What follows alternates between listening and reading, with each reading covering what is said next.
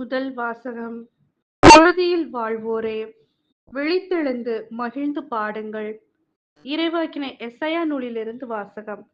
அதிகாரம் 26, இறை வசனங்கள் 7 முதல் 9, 12, 16 முதல் 19. நீதிமான்களின் நெறிகள் நேரியவை, நீர் நேர்மையாளரின் வழியை செம்மையாக்குகின்றீர். ஆண்டவரே, உமது நீதியின் நெறியில் நடந்து உமக்காக காத்திருக்கிறோம். உமது திருப்பெயரும் உமது நினைவும் எங்களுக்கு இன்பமாய் உள்ளன. என் நெஞ்சம் இரவில் உம்மை நாடுகின்றது. எனக்குள்ளுரிக்கும் ஆவி ஏக்கத்தோடு உம்மை தேடுகின்றது. உம் நீதி தீர்ப்புகள் நில உலகில் நிலைத்திருக்கையில் வாழ்வோர் நேர்மையை கற்றுக்கொள்வர். ஆண்டவரே, நிறைவாழ்வை நீர் எங்களுக்கு உரியதாக்குவீர். ஏனெனில் எங்கள் செயல்கள் அனைத்தையும் எங்களுக்காக செய்கின்றவர் நீரே. ஆண்டவரே, துயரத்தில் உம்மை தேடினோம். நீர் எங்களை தண்டிக்கும் போது உம்மை நோக்கி மன்றாடினோம்.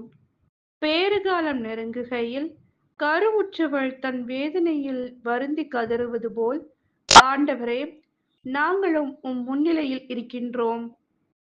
நாங்களும் கருவுற்று வேதனையில் துடித்தோம். ஆனால் காற்றை பெற்றெடுத்தவர் போலானோம். நாடு விடுதலை பெற நாங்கள் எதையும் சாதிக்கவில்லை. உலகில் குடியிருக்க எவரும் பிறக்கப் போவதில்லை. இறந்த உம் மக்கள் உயிர் பெறுவர். அவர்களின் உயிரற்ற உடல்கள் மீண்டும் எழும். புழுதியில் வாழ்வோரே, விழித்தெழுந்து மகிழ்ந்து பாடுங்கள். ஏனெனில் நீர் பெய்விக்கும் பனி, ஒளியின் பனி, இறந்தோர் நிழல்களின் நாட்டிலும் அதை விழச் செய்கின்றீர். இது ஆண்டவரின் அருள்வாக்கு. இறைவா, உமக்கு நன்றி. நற்செய்தி வாசகம். நான் கனிவும் மனத்தாழ்மையும் உடையவன். மத்தேயு எழுதிய தூய நற்செய்தியிலிருந்து வாசகம். அதிகாரம் 11, இறை வசனங்கள் 28 முதல் 30.